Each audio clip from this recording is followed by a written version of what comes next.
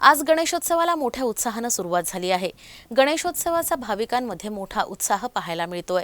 यातच नागपूरच्या टेकडी गणेश मंदिरात भाविकांनी सकाळपासूनच दर्शनासाठी गर्दी केली होती। नागपूरकरांचं आराध्य दैवत म्हणून गणेश टेकडी मंदिराची ओळख आहे। मनोकामना पूर्ण करणारा गणपती म्हणून याची ओळख असल्यामुळे इथे भाविक आवर्जून दर्शनासाठी येत आहेत। नागपूरकरांचं आराध्य दैवत तसंच प्राचीन मंदिरांपैकी एक म्हणून गणेश टेकडी मंदिराची ओळख आहे। या ठिकाणी असलेली गणपतीची मूर्ती ही स्वयंभू असून टेकडी गणपतीचा 350 वर्ष जुना इतिहास आहे। आपली मनोकामना पूर्ण करणारा, इच्छित फल देणारा, संकट निवारक अशी या ठिकाणी येणाऱ्या भाविकांची श्रद्धा आहे। 10 दिवस चालणाऱ्या गणेशोत्सवासाठी इथं आकर्षक रोषणाई करण्यात आली आहे।